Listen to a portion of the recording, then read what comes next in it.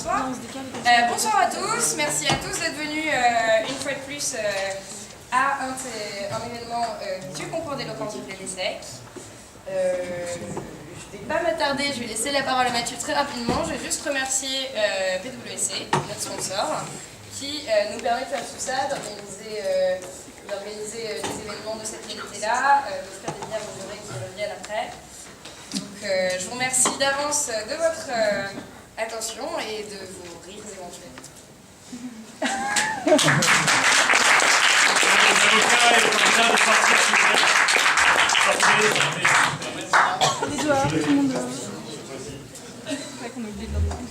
Deuxième quart de finale ce soir, deux débats. Les sujets vont vous être révélés très bientôt. 4 candidats et un jury très hétéroclite. Un avocat de la conférence, monsieur Julien Frédot. Julien. Bravo.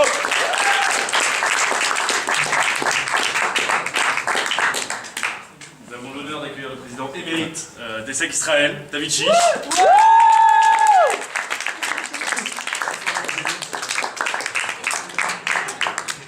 Et enfin, ce cher Cédric Hannet, qui a encore beaucoup de choses à prouver.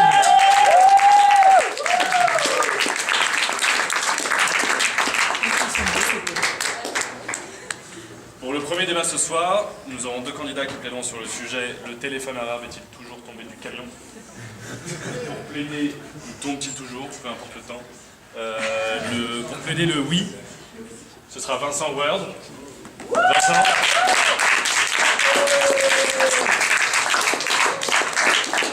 Pour plaider le non, Gwenaël.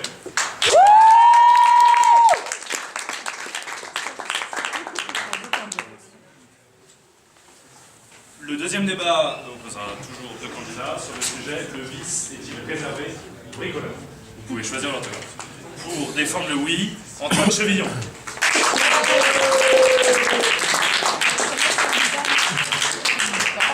Pour défendre le non, Elisa Coubet.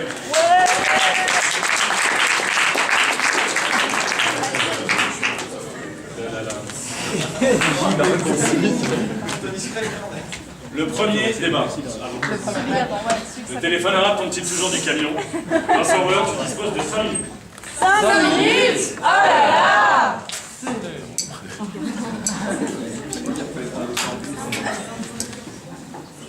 Moi je pense qu'il faudrait un quatrième juré.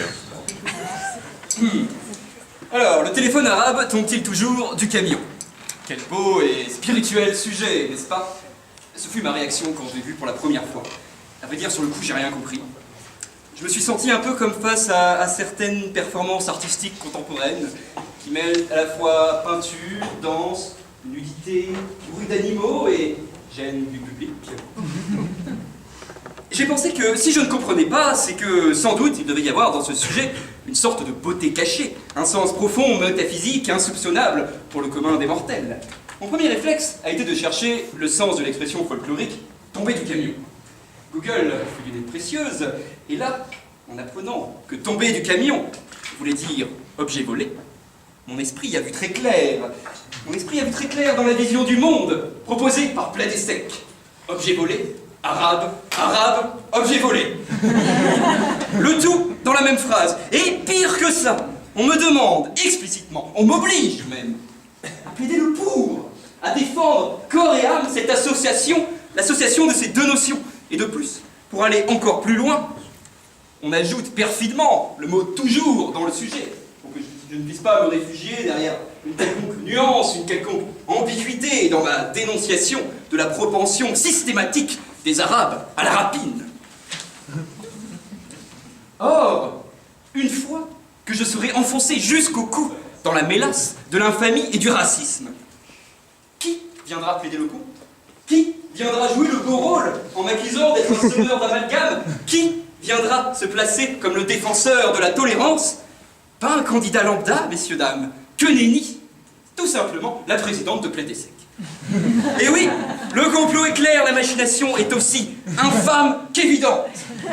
Le traquenard est sans doute depuis longtemps fomenté par cette association qui prône la concentration des pouvoirs. Pouvoir législatif plaide, définit le cadre du concours et vote les sujets. Pouvoir judiciaire plaide, juge les candidats. exécutif plaide, participe au concours. Mais soit, je suis venu ici ce soir, donc jouons les règles du jeu et tentons d'être plus que le sauf-conduit de Gwenaël pour la demi-finale. À vrai dire, ce rôle que l'on m'a attribué, est lié à une certaine opinion que des gens ici peuvent avoir. Et c'est finalement un plaisir de participer au merveilleux orchestre de la liberté d'expression en tant que trompettiste de la Balkane. Le téléphone arabe tombe-t-il donc toujours du camion? Le sujet est vaste, complexe et largement polysémite. Le premier sens serait que tout téléphone arabe, c'est-à-dire tout téléphone possédé par un arabe, est un téléphone volé. Ce qui est évidemment la vérité vraiment véritable, puisque je dois plaider le pour. Mais comment expliquer cela? Eh bien, par une chaîne d'équivalence assez simple. Arabe égale Arabie, égale désert, égale dromadaire, égale nomadisme, égale besoin de mobilité. Or, les vols de téléphone ne concernent que rarement des téléphones fixes, mais plutôt des téléphones portables. Appelé aussi, dans le jargon, téléphone mobile. Besoin de mobilité d'un côté, téléphone mobile de l'autre, je laisse vos esprits aiguisés trouver le lien. Nous avons le motif. Mais pourquoi les Arabes ne répondraient-ils pas à ce besoin en achetant ces téléphones? Eh bien, tout simplement parce que arabe égale marchand de tapis, égale tapis volant, égale volé, égale voleur. Faisons donc le bilan de cette habile démonstration. Les Arabes ont besoin de téléphones portables. De plus, les Arabes sont des voleurs par nature, donc les Arabes volent des téléphones portables. Et ainsi, tout téléphone possédé par un Arabe a sans doute été lui-même volé au passage. C'est-à-dire qu'on peut conclure que le téléphone arabe tombe toujours du camion. C'est QFD. Le dit camion ayant sans doute lui-même été volé au passage, c'est-à-dire que ce camion est aussi tombé du camion et donc probablement d'un camion plus gros. Ah, la réflexion est toujours plus simple grâce au sophisme de l'amalgame. Mais cette démonstration, quoique brillante, ne vous aura peut-être pas convaincu. Essayons donc de justifier le sujet à un autre niveau de sens. J'ai beau, comme vous avez pu le voir, être totalement paranoïaque et nourrir une haine profonde pour autrui. Il fut un temps où j'étais un enfant, presque innocent, et où, avec mes petits camarades, tous blonds aux yeux bleus, bien entendu, je jouais à ce fameux jeu du téléphone arabe. L'intérêt principal était évidemment de dire une phrase la plus obscène possible et d'essayer de déterminer lequel des participants aura, par probité, préféré modifier la phrase en simulant des troubles d'audition. Mais si on s'intéresse à la structure du jeu, le téléphone, le moyen de faire passer le message, est l'individu. Au sens strict et originel, avant que ce jeu ne soit repris par des occidentaux prépubères, le téléphone arabe est donc un individu arabe. Ainsi, l'individu arabe tombe-t-il toujours du camion? Je commence à répondre oui. Surtout à Calais, où il est poussé de force. Ce sujet devient donc une dénonciation de la xénophobie et de la fermeture des frontières. Et ce qui est merveilleux, c'est qu'après mon vomi amalgamique du premier choix, auquel je pensais être voué en défendant le pour sur un tel sujet, j'ai là l'occasion de tenter de me racheter. Oui, dans cette ambiance de peur et de méfiance, certains cèdent à la facilité et au mépris en faisant systématiquement tomber les téléphones arabes, c'est-à-dire les individus d'origine arabe, du camion alors qu'ils espéraient une vie meilleure. Prenons l'exemple de ce brave François Périgourdin, originaire d'outre-Méditerranée. J'ai dit plus d'amalgame, ce nom pourrait très bien être un nom d'arabe. Ce brave François Périgourdin, donc, fuyant la guerre, la misère, le pain rassis et l'eau rance d'Arabie, se fait jeter à terre, insulté et traité comme moins que rien par Mohamed de Fay, ancien officier des douanes françaises et descendant de la célèbre dynastie marocaine des comtes de Fès, francisé au XIIe siècle en comte de Fay. Donc oui, le risque est ce que cette propension à toujours faire tomber le téléphone arabe du camion se généralise et forme un véritable climat de haine. L'heure est grave et merci à Plaider Sec de se proposer de manière explicite pour être la tribune de ce genre de débat cruciaux. Mais en fin de compte, est-ce vraiment tout ce qu'on peut tirer de ce sujet? Que trouve-t-on fondamentalement fondamentalistement même derrière le téléphone arabe. Tout simplement, l'idée d'une communication foireuse et bordée. Et, par extension, le concept de désordre en lui-même.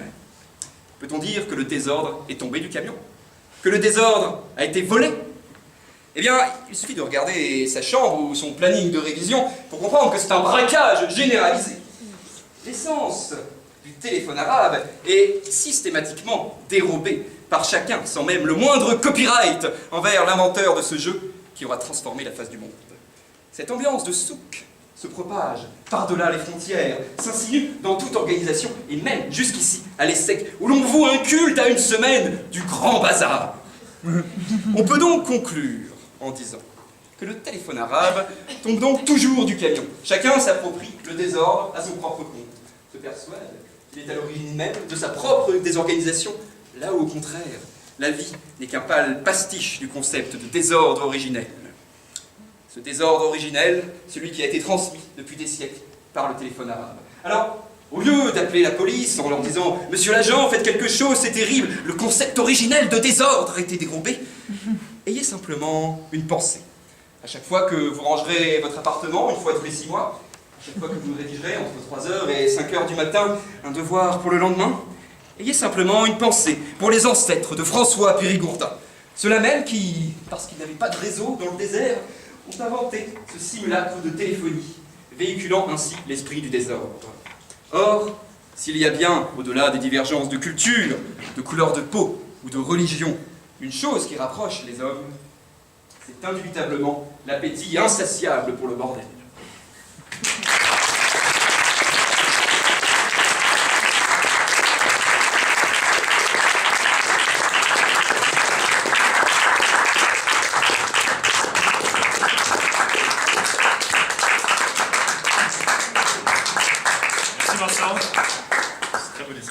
Gwenaël, pour défendre le nom, tu disposes de 5 minutes. 5 minutes. Oh là là. Le téléphone arabe tombe-t-il toujours du camion? Alors, vous découvrez pas le sujet, hein, puisque Vincent vous a massacré l'idée en 5 minutes, enfin 8 minutes, et personne ne dit rien. Plus le fait, enfin moi non plus je le découvre pas, hein, j'ai tenté de travailler dessus, mais je vous assure que quand je l'ai lu pour la première fois, comment vous dire, en fait c'est simple. Appelé d'essai, on fonctionne assez simplement pour choisir les sujets, sans vrai complot. On les met sur notre fameuse boucle Gmail que vous avez tous, on fait un Google Doc et chacun vote et lit finalement le sujet qui leur semble le plus valable. Ils ont élu ça. Ce qu'il faut savoir, c'est que les gens, parce que moi je me suis abstenue de voter, je suis quelqu'un de, pour le coup, hein, pas du tout comme tu m'as décrite. Et il faut savoir que ces gens qui ont élu ce sujet m'ont aussi élu moi. Autant vous dire que je me suis sacrément remise en question. J'ai été tentée, voilà, de juste traiter comme quoi des erreurs d'élection, hein, les cons élisent des cons, tout ça. Mais finalement, je me suis dit non, c'est pas sympa, c'est ma propre asso, je vais essayer moi de traiter le sujet. Et j'ai pas eu besoin de Google, moi, pour définir ce qu'était le téléphone arabe et tomber du camion. Mais je rejoins Vincent sur un point, c'est un sujet bourré d'amalgame. Vraiment bourré d'amalgame, et je propose à partir de maintenant d'employer le terme téléphone issu de la diversité mais parfaitement intégré dans sa communauté. Ou différent mais pourtant égal à moi-même. Déjà parce qu'il y a une arabe appelée des secs et que je joue au rugby contre elle et que j'ai quand même vachement peur. Et en plus parce que ça va être vachement plus pratique pour moi pour le dire à peu près 20 fois dans cette plaidoirie. Tomber du camion, je ne vais pas vous le redéfinir. Moi j'ai vu une vision un tout petit peu plus large que le vol. C'est au-delà de ça quelque chose de mauvaise qualité, quelque chose dont la source est peu fiable. Là où le téléphone arabe finalement signifie tout simplement le bouche à oreille.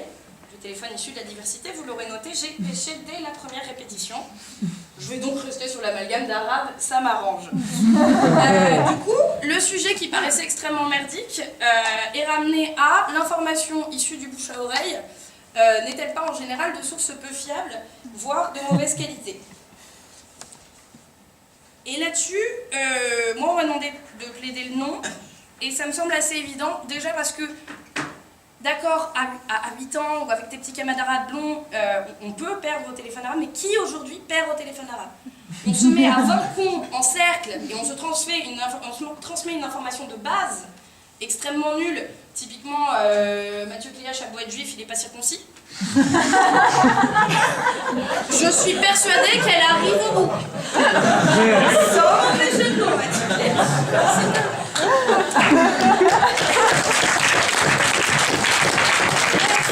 Tout ça pour dire que plus personne ne perd au téléphone arabe, ce qui veut dire que quelque part, c'est un mode de communication efficace. Et là encore, je te rejoins, Vincent, et finalement, je pense qu'on est extrêmement d'accord sur la pertinence de ce sujet. Il y a un vrai sujet de société derrière cette question. Il y a vraiment quelque chose d'important, c'est finalement, est-ce que notre système d'information aujourd'hui ne fonctionne pas sur la base extrêmement fiable du téléphone arabe? Pensez-vous réellement que, prenons un journaliste de qualité, mettons Cyril Hanouna, vérifie ses sources et va vérifier que celui qui lui a dit qu'on lui avait dit que peut-être avait raison ou pas? Évidemment non, sinon ça ne donnerait pas des émissions de qualité comme ce qu'il fait. La communauté juive. Deuxièmement, l'expression, voilà, enfin, la question du téléphone arabe tombe-t-il toujours du camion nous ramène à une autre une manipulation qu'on fait tous, qu'on a tous utilisée pour savoir si ta copine avait vraiment couché avec ton ex. Prêcher le faux pour avoir le vrai. C'est tout simple, tu demandes à ta copine, mais il paraît que tu as couché avec mon ex, elle se récrie, mais non, mais pas du tout, mais où est-ce que tu vas chercher ça? Boum! Tu sais qu'elle a couché avec ton ex. Tout simplement. Finalement, vous allez me dire, oui, mais peut-être... Si, ça se tient. J'ai eu cette info par le téléphone arabe. On peut finir avant de commencer serein.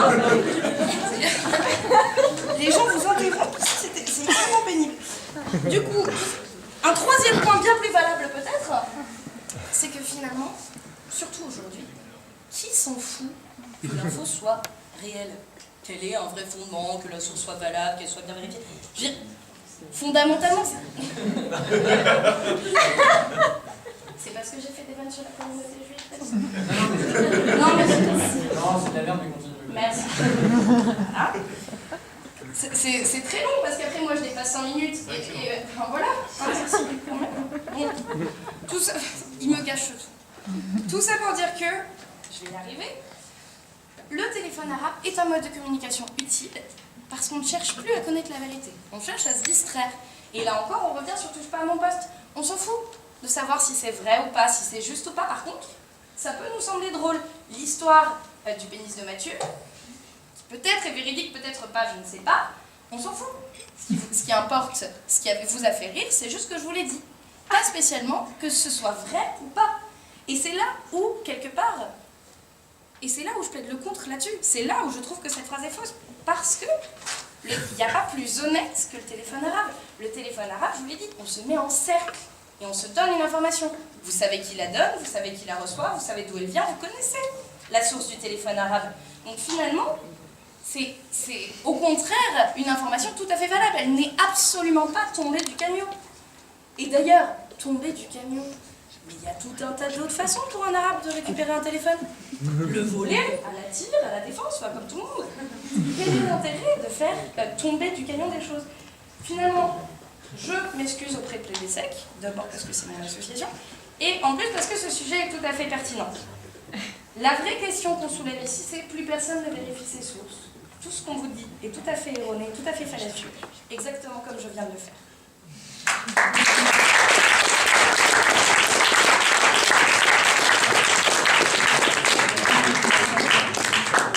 Merci Gwenaël. Merci de prendre un si grand soin à mon pénis.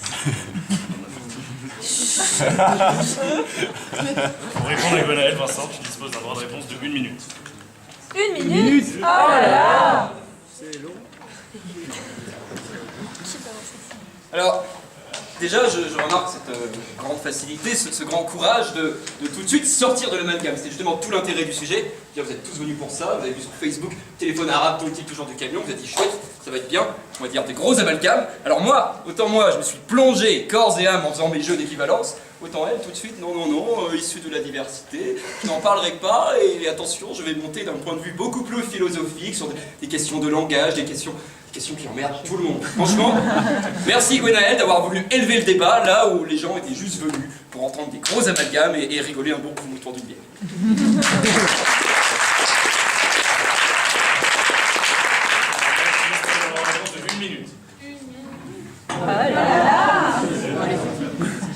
Je vais commencer par un argument sur le physique, c'est pas très cool, je sais, mais tu trembles, tu tenais tes feuilles en tremblotant comme ça, pourquoi tu flippes? T'es en train de cracher sur les Arabes et c'est David Chiche, président des sectes Israël, vraiment, tu dois un risque.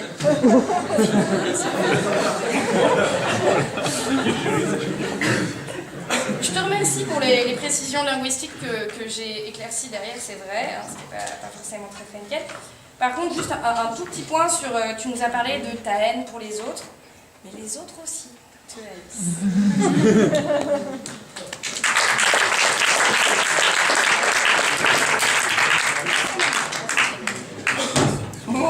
Merci à tous les candidats. Il est temps maintenant pour le jury de critiquer. Vincent. Un peu, parce que je pense que tu vas te sentir mieux après. Alors, bon, avant de commencer, je te prierai de ne pas me prendre au mot. Ou au Word. Non, c'est vrai que tes parents auraient pu t'appeler PowerPoint ou Excel, mais ils ont choisi Word. Je pense que Word, ils ont bien choisi. Parce qu'en fait, toi, on sent que t'es un littéraire puceau, en fait, qui a toujours rêvé de l'ENS, et qui se retrouve ici et qui se dit aujourd'hui je vais prendre ma revanche. Aujourd'hui je vais faire mon petit speech, je vais y arriver. Sauf qu'on se fait chier. C'est long, c'est lent, et on se fait chier. Pourquoi j'ai pas aimé ton truc? En fait, je suis à peu près en désaccord sur tout, hormis que les Arabes sont des voleurs. On arrive à trouver un terrain d'entente, et non, ça n'a rien à voir avec Israël, parce que bon. En Israël, ils travaillent, les Arabes. Voilà, madame. Et voilà, je ne resterai pas trop longtemps sur les Arabes, je vais me faire emmerder après.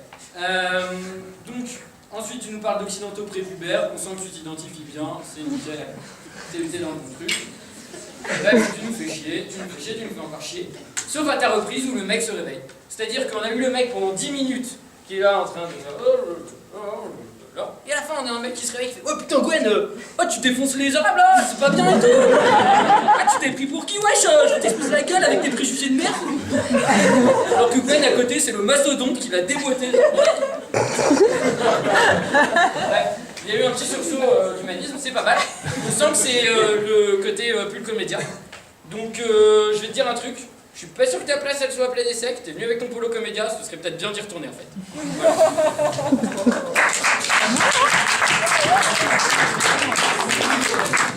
Voilà. Gwenaël.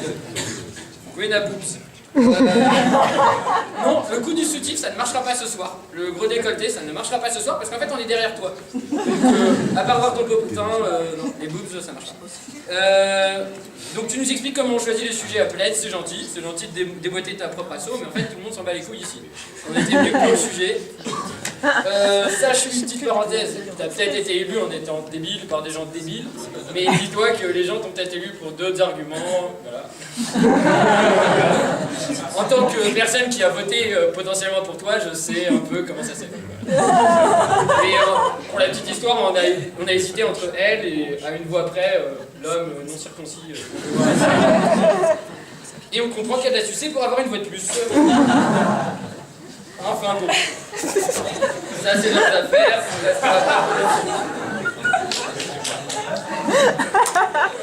Alors, j'arrive pas à dire ce que j'ai écrit sur toi, ça fait chier ça. Putain, j'écris pire que l'avocat moi.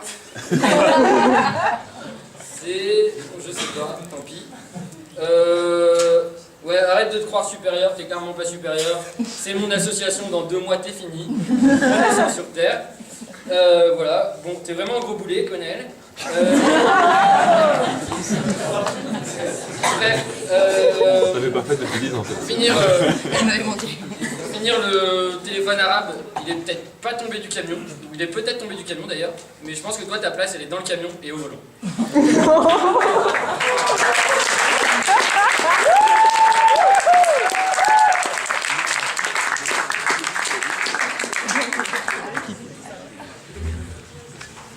Alors, on va commencer un peu le spectacle. Vincent, il nous commence la classique. Au début, j'ai le sujet, j'ai pas compris comment je vais faire, j'en ai marre, je suis trop nul. Et puis après, il commence son monologue. La la la la la, la la la la la la, la la la la la la, la la la la la. La la la. Facile. Les gars, en plus, après, il veut pas faire le raciste, donc j'essaie d'expliquer un peu les questions. Oui, moi je suis gentil, écoutez-moi s'il vous plaît. Rigolez quand je fais des petites blagues et tout, s'il vous plaît. Et qui commence une analyse technique du sujet, et commence à parler de l'exécutif, du législatif, et puis du judiciaire. Mais à plaide, on va t'exécuter 2 fois. Ça va être Boulet, et après ça va être le judiciaire. On va le défoncer.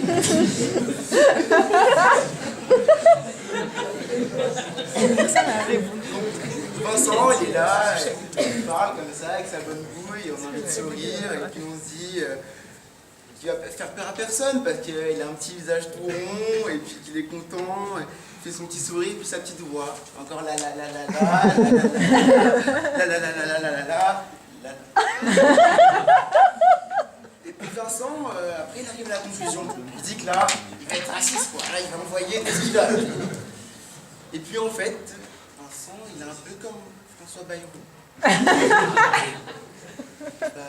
Il aime pas trop, et puis en même temps, il aime bien.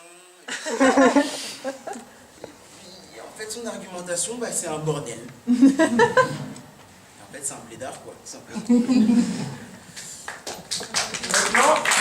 Maintenant, c'est pas fini, attendez. Maintenant, on passe à Gwen. Gwen, elle est pas raciste, mais en fait, elle est un peu SM. C'est-à-dire qu'en fait, elle commence par s'auto-flageller. Déjà, elle est habillée en vert. Et puis en plus, après, elle a été élue par des imbéciles. On est beaucoup, là. Et en plus, elle a un sujet merdique. Qu'est-ce que tu cherches? Pourquoi t'es ici? Tu te fais du mal encore. C'est pas parce que t'es ma presse que je vais pas te défoncer non plus, hein. Et puis après, elle tombe dans l'argumentation, elle commence à avoir des arguments nuls en fait, mais bon, elle a l'impression que c'est un peu sérieux. Puis elle parle de système d'information, et après de Cyril Hanouna. En fait, ça part en débat philosophique ici. Il y a de la profondeur, quoi. Et puis ça commence à parler un peu, et puis là on découvre que la partie arabe de Gonel ressort. Les gens derrière elle répondent, les gens dans le public parlent, et là elle s'énerve. Elle dit non, arrêtez, vous êtes pas chier, putain. Et là elle s'est retenue. Elle avait sa bière prête comme ça, elle voulait lancer.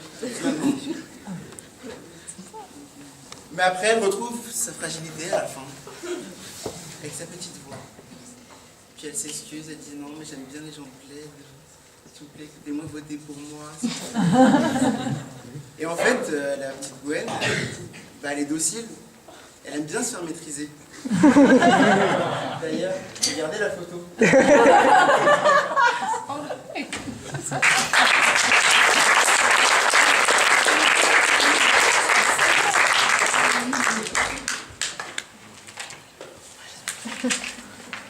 Allah Akbar. Allah Akbar.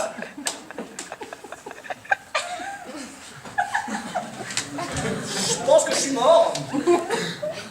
C'est la seule explication. C'est peut-être la mort de l'éloquence ce soir.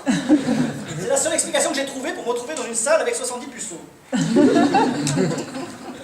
Déjà, un sujet qui est assez simple. Les gosses de riches sont-ils des fachos? Un